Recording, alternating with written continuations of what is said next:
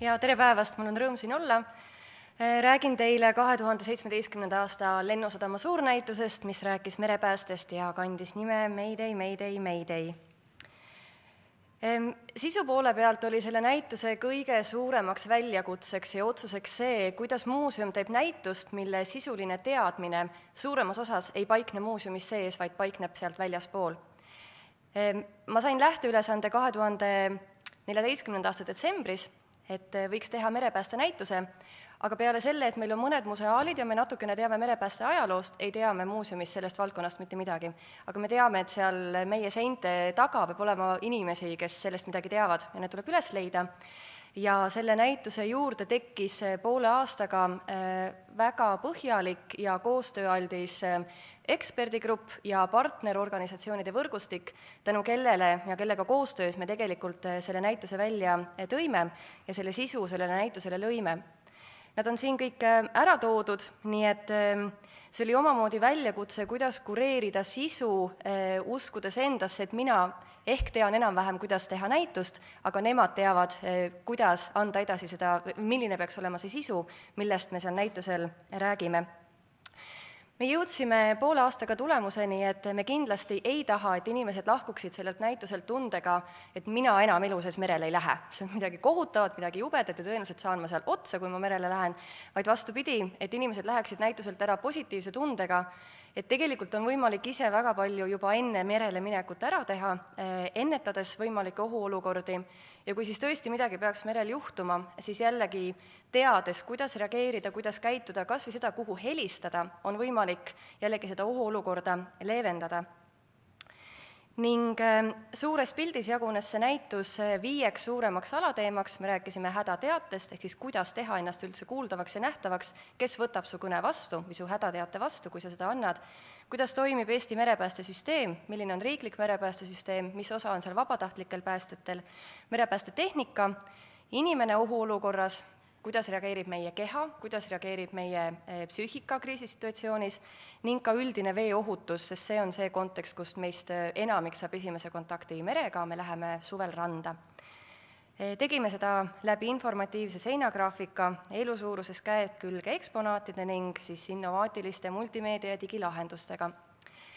Nendest elusuurustest eksponaatidest tuli selle näituse teine suurem väljakutse. See näitus oli tehniliselt äärmiselt keerukas teostada ja need asjad olid valdavalt kõik päris asjad, millega me toimetasime. Ja et võib-olla anda natukene parem ülevaade, milles siis see tehnilise teostuse keerukus seisnes, panen teile mängima ühe video.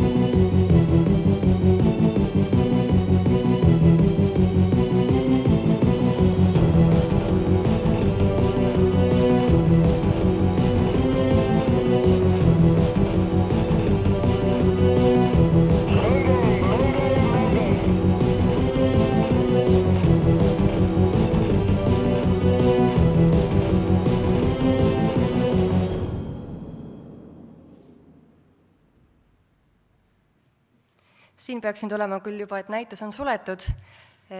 Just täna öösel liikus endine päästekopter meie territooriumilt ära tagasi Sisekaitseakadeemiale. Aga jah, selle näituse nii-öelda staareksponaadiks, kõige olulisemaks, suuremaks eksponaadiks oli piirivalve lennusalga endine päästekopter Mi-8, mis kuulub täna Sisekaitseakadeemiale. ning siin on valik avalikult sotsiaalmeediasse Lennusadama hashtagiga postitatud näituse külastajate fotodest, kes on otsustanud oma sõpradele seda näituse elamust ja kogemust jäädustada just nimelt läbi selle pildi ja elamuse, mis nad said selles, et nad said külastada päris kopterit, viibida selle sees ja selle juures. Ehk siis väga oluline oli anda see ruumiline elamus sellest, et sa saad näituses ise aktiivselt osaleda, kaasa lüüa. See on see pool, kust näituse tagasiside sageli väljendites, et see näitus oli väga põnev, väga äge, me saime ise asju teha, ise asju proovida, lastel oli hästi huvitav.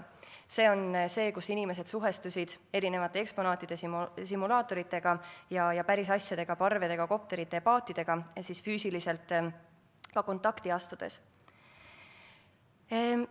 Teine oluline elamus, mida me selle näitusega tahtsime anda, oli läbi lugude jutustamise, sest tegelikult me rääkisime väga tõsisest teemast ja me rääkisime teemast, kus ma arvan, et ka väga paljudel teist või teie tuttavatel on olnud kogemusi, et merel käimine ei ole alati ohutu ja lihtne.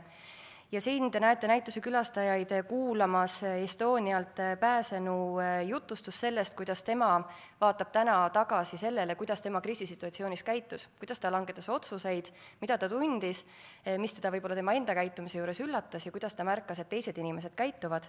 Ja samamoodi rääkisid oma lugusid 4 vabatahtlikku merepäästjat, kes inimesed nagu meie oma töö ja pere ja argielu kõrval on võtnud vastu otsuse, et ma hakkan vabatahtlikuks merepäästjaks ja ma tahan selle panuse oma kogukonda anda. 10 kuu jooksul käis seda näitust vaatamas suurusjärk 215 000 inimest ja erinevates muuseumiprogrammides sai omakorda veel programmidest osa 15 000 inimest ning tõin siia välja ühe tagasiside ühelt emalt, kes on eesti keele omandanud võõrkeelena ja kasutab selliste toredat sõna nagu hullulised. Mulle tundub, et tagantjärele kogu see näituse protsess on olnud üks hulluline ettevõtmine ja mul on väga suur tänutunne nii oma kolleegide ees Meremuuseumis kui kõikide nende partnerite ja ekspertide ees, kes aitasid meil selle näituse teha. Ja ma arvan, et üks oluline tuleviku perspektiiv, mis muuseum selle suure koostööprojekti käigus saavutas, on see, et meil on hoopis uus kogukond muuseumi ümber, kes väga selgelt tunneb, et nende teemad on meie jaoks olulised, me andsime platvormi nende teemade suurema auditooriumini jõudmiseks ja ma usun, et sealt sünnib tulevikus veel väga palju põnevaid asju. Aitäh!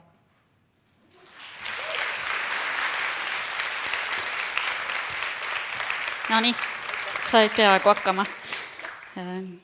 Mis lapsepõlve eksperdid arvasid? Ma pean tunnistama ausalt, et see hetk, kui nemad näitusel käisid iseseisvalt ja neid programmidega tutvumas, siis mina nende kõrval ei olnud, aga tagantjärgi tagasiside olnud on just nimelt see peamine läbi selle füüsilise elamuse, et sai asjadesse sisse minna, peale minna, osaleda, ise testida, proovida. Ja üks väga lihtne eksponaat, mis on ka nendes tekitas väga palju elevust, oli see, et Eesti mereohutuse seisukohast üks kõige kriitilisemaid küsimusi on tegelikult see, et Läänemere keskmine veetemperatuur aasta ringi on circa 8 kraadi. Ehk et ükskõik, mis sa seal vees ka teha ei oska või teha ei jõua, see vesi on valdavalt nii külm, et aeg lihtsalt tiksub sinu kahjuks.